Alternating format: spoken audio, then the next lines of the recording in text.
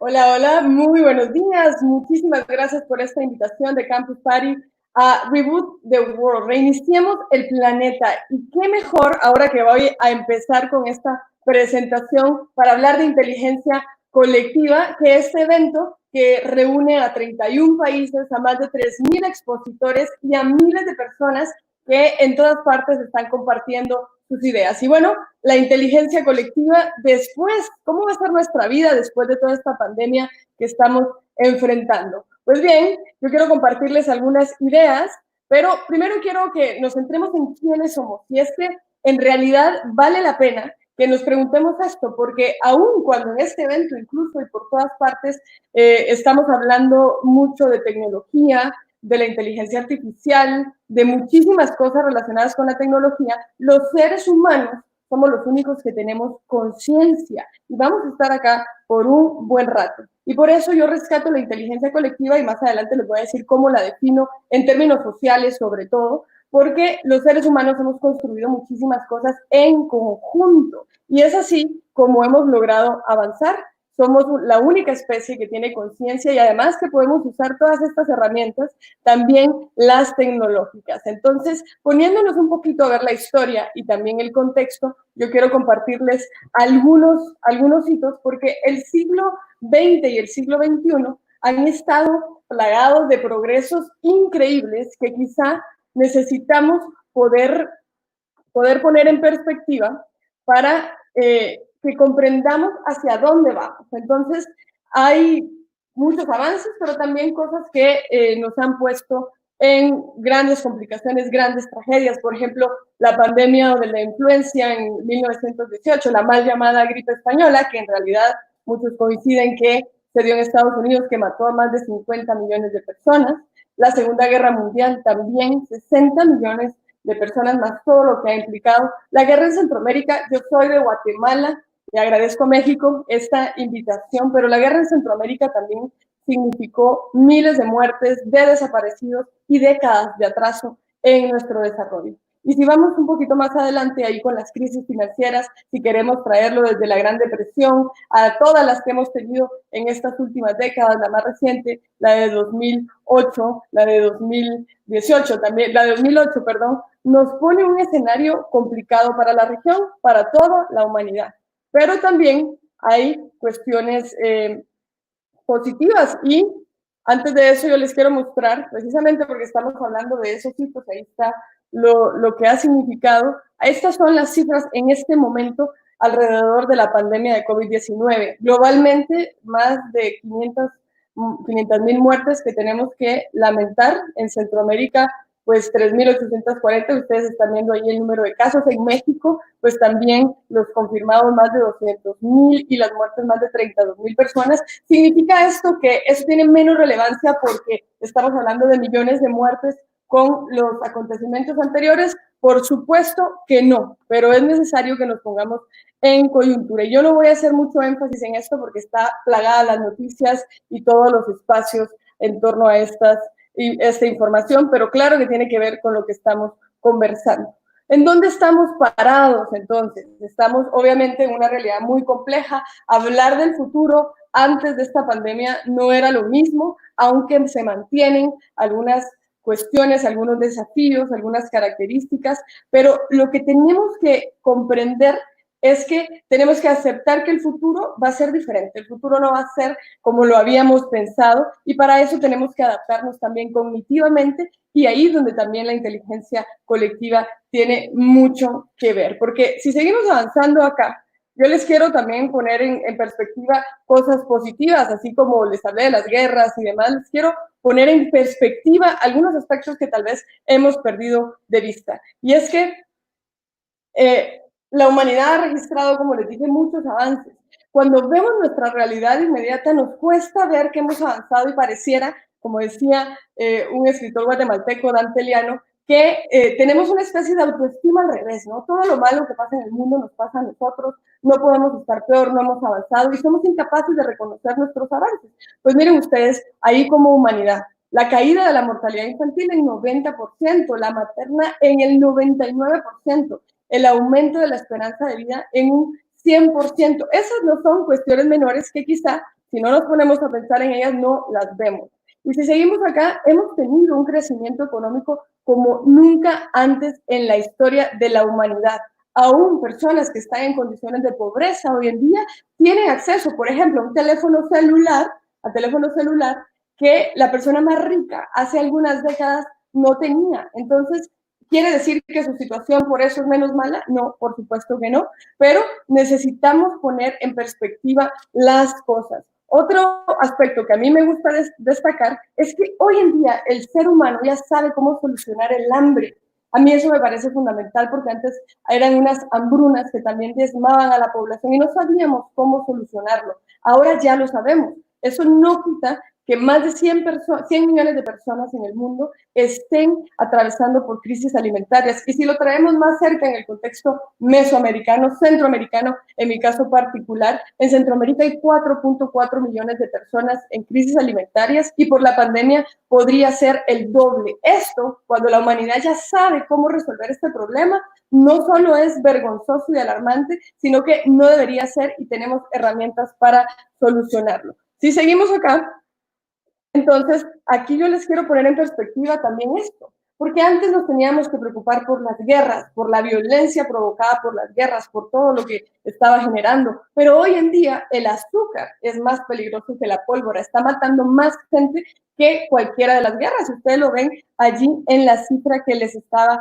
compartiendo. Entonces, digo todo esto para ponerlos en perspectiva para lo que viene. ¿Cuáles son esos retos de la humanidad en los que tenemos que centrarnos para llegar a la inteligencia colectiva? Pues yo creo que ustedes estarán de acuerdo conmigo en que el cambio climático es uno de ellos. En realidad estamos hablando aquí de la sobrevivencia como especie. ¿Se dan cuenta? Como especie estamos hablando de un calentamiento global acelerado. Estamos hablando, y quien no logre ver esa interrelación que hay entre esta pandemia de COVID-19 y el cambio climático, se está perdiendo una parte importante de la escena, porque está absolutamente relacionado. Los bosques húmedos se están secando, regiones como la mesoamericana somos de las que menos contaminan globalmente, pero de las más vulnerables frente a los efectos del cambio climático. Pero el cambio climático es un desafío global. Las economías en recesión, ahí vemos, vamos a estar en números negativos, los pronósticos pues son casi como que estuviéramos en guerra,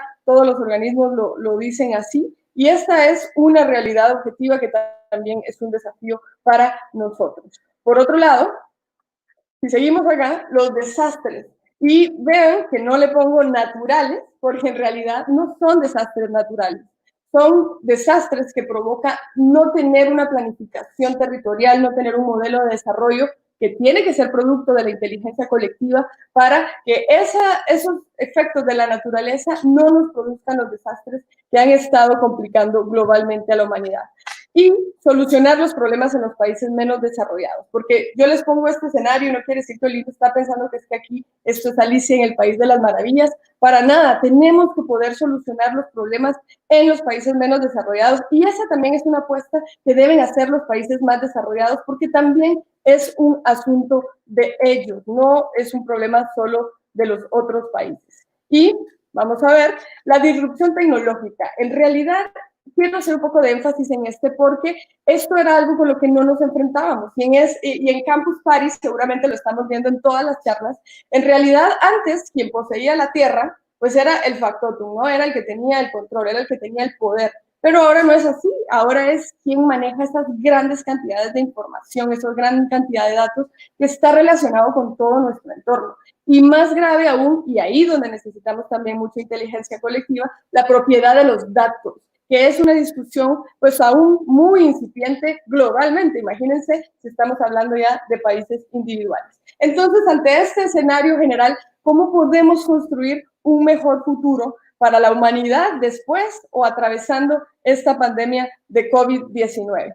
Pues en un mundo en que está en boga hablar de la inteligencia artificial, y aquí insisto que por más computadoras y tecnología que desarrollemos, los seres humanos somos los únicos que tenemos conciencia. Y eso es algo que tenemos que poner no solo en valor, sino que nos sirva también para solucionar nuestros mayores desafíos. Y por eso es que yo creo que eso es con inteligencia colectiva. ¿Y cómo yo estoy viendo esto de la inteligencia colectiva. En realidad, a mí me parece que es la construcción de esas visiones compartidas, la concertación, el diálogo, eso que nos permite tomar como sociedad decisiones diferentes a las que tomaríamos si estamos separados.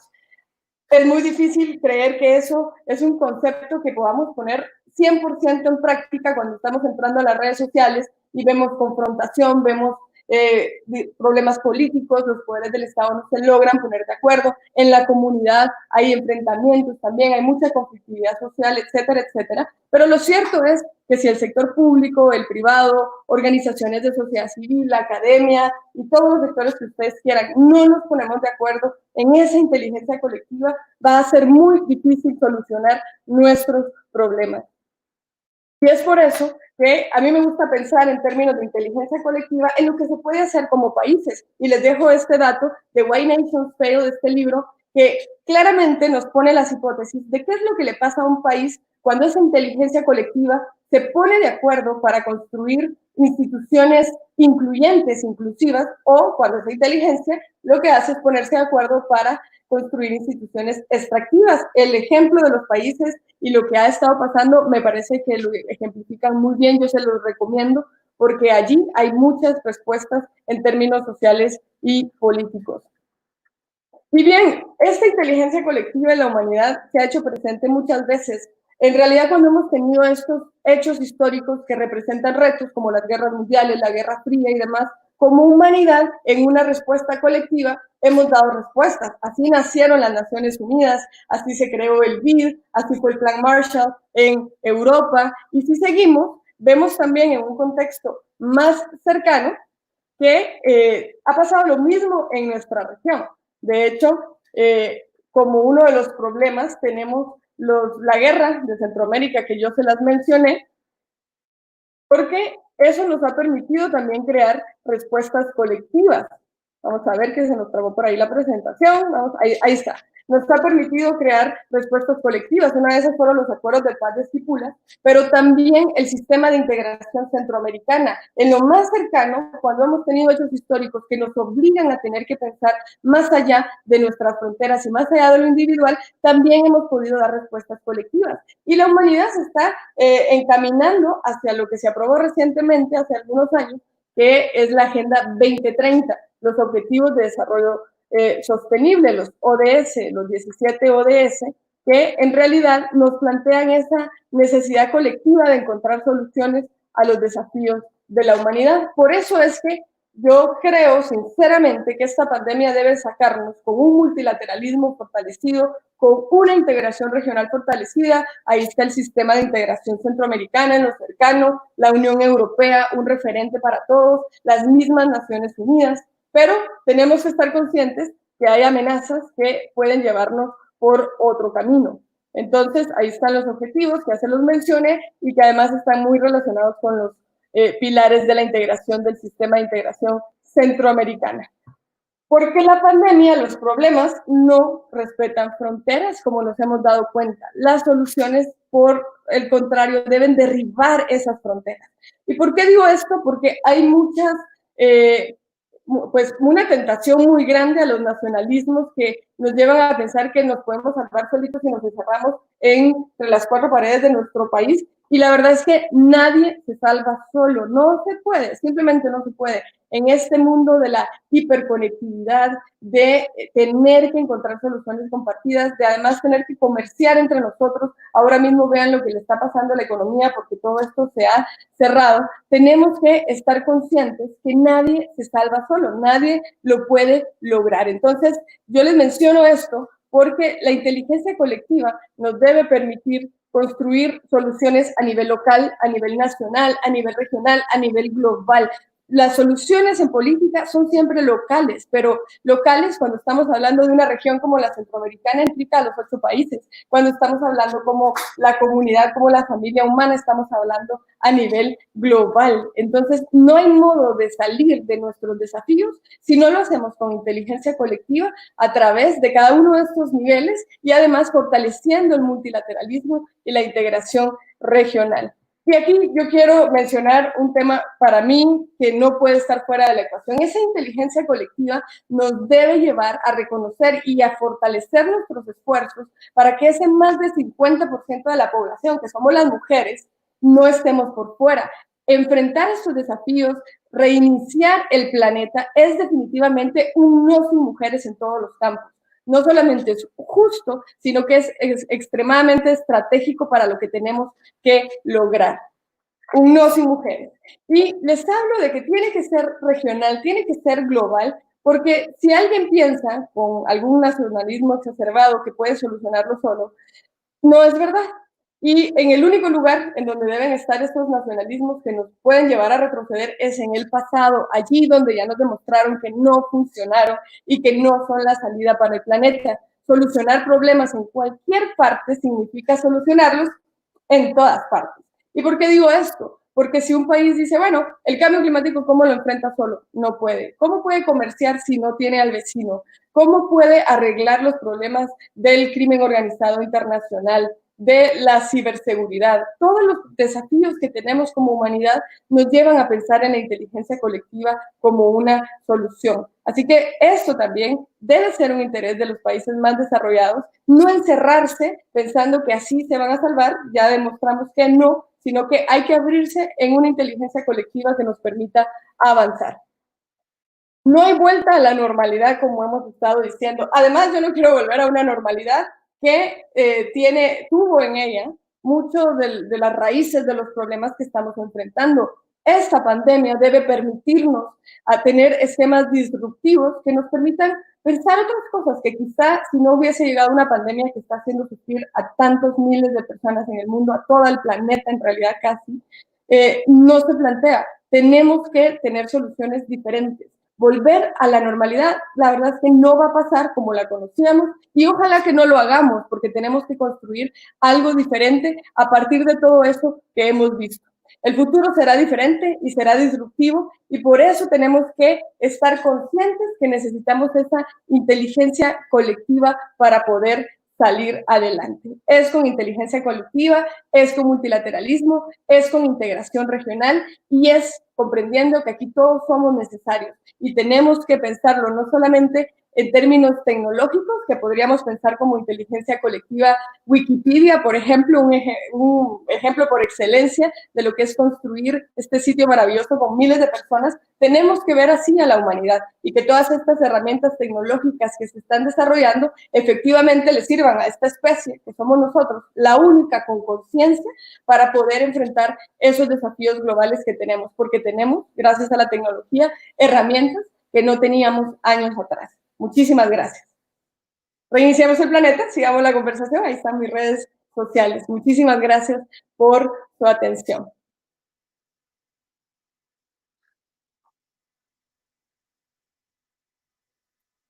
Vamos a ver si tenemos preguntas por acá.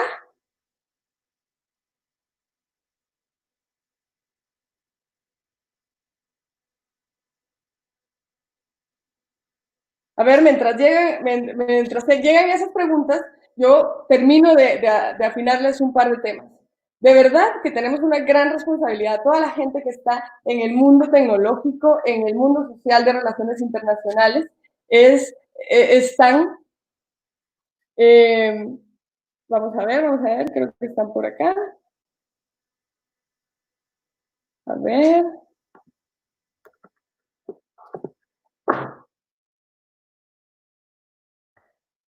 Aquí está, ¿cómo nos podemos involucrar con el SICA? Bueno, de hecho, con México trabajamos en torno al proyecto Mesoamérica y ahí tenemos espacios de coordinación, porque aquí ya sabemos migración y muchos temas no se pueden solucionar tampoco solo en el espacio del SICA, por eso yo hablo de soluciones compartidas, cooperativas, multilaterales y regionales. Así que con México estamos trabajando, tenemos un mecanismo de diálogo que se estableció también en torno a esa etapa de la paz, el mecanismo de Tuxtla, pero sin duda hay mucho que revitalizar en el diálogo político de la región para poder alcanzar mejores resultados en conjunto. El diálogo político en términos globales no ha pasado por su mejor momento, no solo para nosotros, sino para todos, y por eso es que esa inteligencia colectiva debe llevarnos a poder fortalecer esos espacios.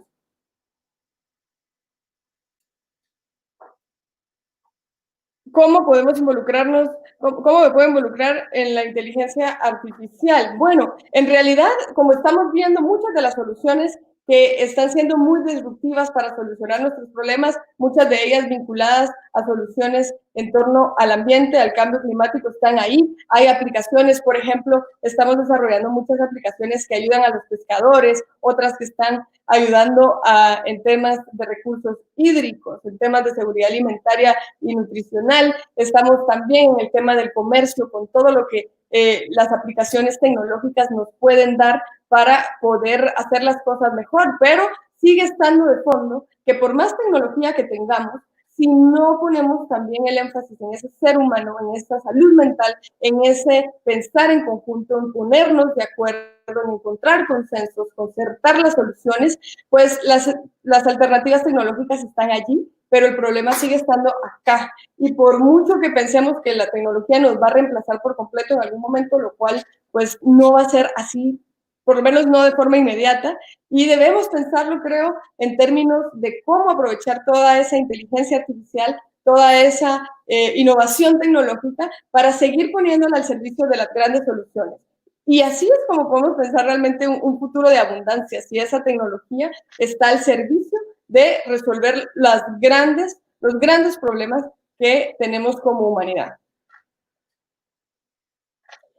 Bueno, pueden encontrar más información del SICA en nuestras redes sociales, estamos en todas, ahí nos encuentran como SICA, Secretaría General del SICA, en la página web también, www.sica.int de integración, ahí encuentran muchísima información, y todo esto de la inteligencia colectiva en realidad se desarrolla básicamente siempre asociada a términos de tecnología, por eso les hablaba del ejemplo de Wikipedia, pero a mí me gusta más traerlo al plano social, al plano de las relaciones internacionales, al plano de la política, porque así como estamos hablando tanto de tecnología, en realidad, por eso les decía, en estos grandes retos que tenemos como humanidad, uno es la disrupción tecnológica y esa propiedad de los datos, que es una discusión todavía muy incipiente en todo el planeta. Entonces, aquí todo esto tenemos que irlo desarrollando en el camino, pero deben ser cosas que si no tenemos una adecuada inteligencia colectiva, imagínense qué va a ser cuál va a ser la gobernanza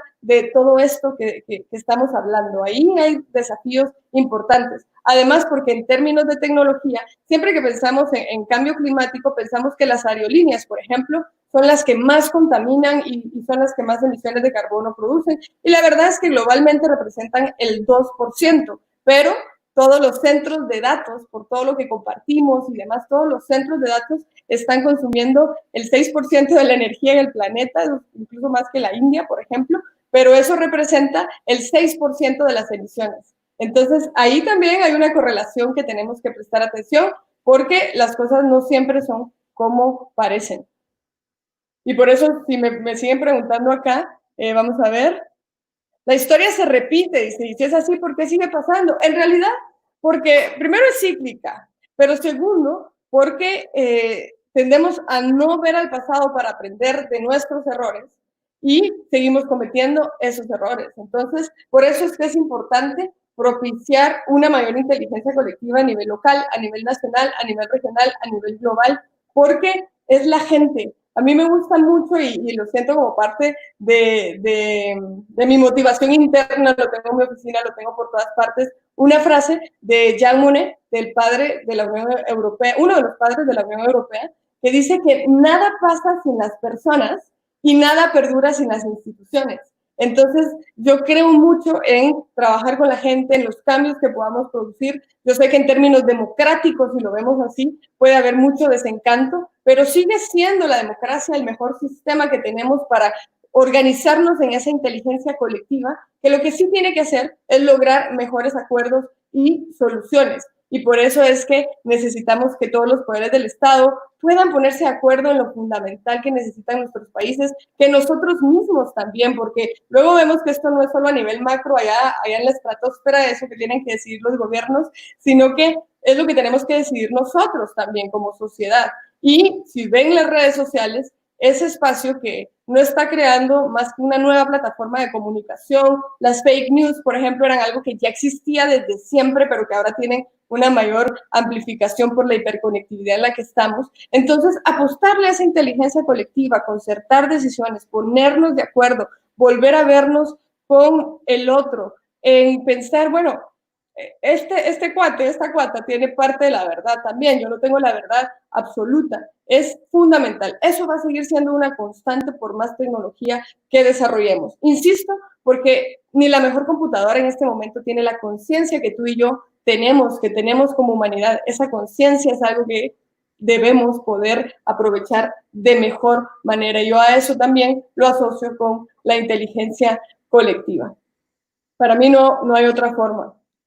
¿Cuáles son los planteamientos que tiene el SICA para erradicar la pobreza? Bueno, todo el trabajo del SICA, que en realidad se establece alrededor de 5 pilares, están orientados a generar mejores condiciones de desarrollo, así sea la integración económica, la integración social, el tema de cambio climático y gestión integral de riesgo y de desastres, el fortalecimiento institucional, todos los proyectos de pesca, de seguridad alimentaria y nutricional, de MIPIMES, de apoyo a las MIPIMES, de trabajo con la juventud, de trabajo con las mujeres, todas las acciones del SICA como una plataforma en la que cooperan los países en los temas en los que se ponen de acuerdo, de seguridad, todo el trabajo está orientado no solo a erradicar la pobreza, sino a generar mejores condiciones de desarrollo en todo sentido.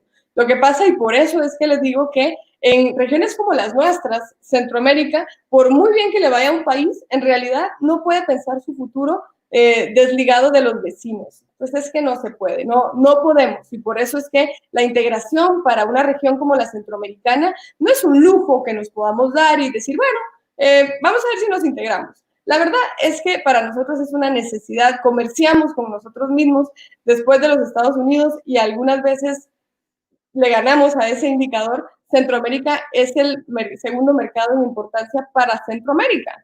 Entonces, es lo que les decía, por más que alguien diga, no, pues yo aquí me encierro, aquí no entra nadie, no me importan los vecinos, no se puede. No se puede, nos necesitamos los unos a los otros y todo el trabajo del SICA está orientado a generar mejores condiciones de desarrollo. Para quienes no saben, y yo ahí les fui contando, mientras llega la otra pregunta, les fui contando, en Centroamérica vivimos una guerra pues muy cruenta, espantosa en realidad, que imposibilitó nuestras posibilidades de desarrollo en las últimas décadas. Por lo menos nos atrasó varias décadas. Y el sistema de integración, el proceso de integración, gracias a los acuerdos de paz de Esquipulas, se aparece como una respuesta también para poder alcanzar mejores niveles de desarrollo. Y eso se logra porque los países cooperan entre sí.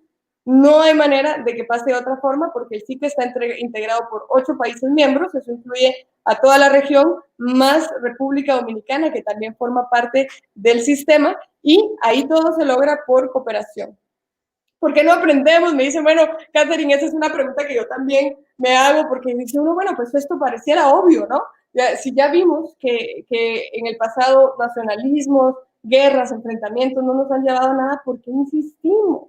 ¿Por qué insistimos? Por eso es que aquí todos nosotros tenemos que convertirnos en agentes de cambio, aprovechar estas plataformas globales que en serio a mí me parece genial la idea de Campus Party y de Reboot the World, reiniciar el planeta con todas estas ideas, además este Call for Ideas que se va a tener durante estos 3 días, me parece espectacular porque todo nace acá, todo nace en las ideas, el poder de las ideas es maravilloso y mientras más personas como nosotros estén con ideas de avanzada, de concertación, de inteligencia colectiva, de tener que enfrentar el cambio climático, de no pensar que es una invención de nadie, sino que es algo que vivimos todos los días, de saber que si ya se logró solucionar el hambre en el mundo globalmente, porque ya sabemos cómo hacerlo, tenemos que hacerlo imposible también de forma global para que esos 100 millones de personas y muchos millones más que están en los diferentes niveles de inseguridad alimentaria, pues no lo estén, porque el mundo ya tiene las herramientas para que sea así. Y eso depende de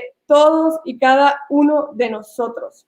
Muchas gracias. Saludos a Colombia, también a Argentina, que me dijeron por ahí. ¡Qué gusto! Un mundo lleno de machismo, ¿qué hacemos? Bueno, por eso es que yo insisto mucho en el no sin mujeres. ¿Cómo podemos hacerlo? De 1000 maneras diferentes. Primero, teniendo esa convicción de que tenemos que tener un proceso de desarrollo, un modelo de desarrollo que privilegie la inclusión de las mujeres. es altamente estratégico para resolver nuestros problemas, pero además muy justo, como lo digo siempre. Hay muchas redes, yo por ejemplo pertenezco a una red a las que les mando muchos saludos a mis queridas amigas, a la red de politólogas No Sin Mujeres, que visibiliza a las mujeres en América Latina, y síganla también, ahí está en Twitter, pueden seguirla en las redes, y la idea es ir visibilizando a las mujeres en todos los campos, porque esto es más mujeres en los puestos de elección popular, más mujeres en los puestos de designación, más mujeres en los altos espacios empresariales. Tenemos que ir ganando más espacios, lo hemos ido haciendo, pero pues obviamente hay una cultura machista a la que nos enfrentamos, pero también en esa cultura a techos de cristal, a techos de cemento, a techos que nosotras mismas nos imponemos. Tenemos que documentarnos, seguir aprendiendo de esto para poder ayudar a más mujeres y, por supuesto, ejercer todo el tiempo lo más que podamos la sororidad, que es ayudar a subir a otras mujeres. Un no sin mujeres en todos los campos, tenemos que hacerlo realidad. Y bueno, me parece que estas han sido todas las preguntas. Reiniciemos entonces el planeta, por favor, sigamos la conversación. Ahí me encuentran como Linda Salguero en las diferentes redes sociales. Muchísimas gracias a Campus Party por esta invitación. Recuerden, un no sin mujeres, apostémosle a la inteligencia colectiva. Los seres humanos somos los únicos que tenemos conciencia y usemos la tecnología como esta gran herramienta disruptiva para solucionar nuestros problemas. Solucionar los problemas en un lugar significa también solucionarlos en todas partes. Muchísimas gracias. Hasta pronto. Chao, chao.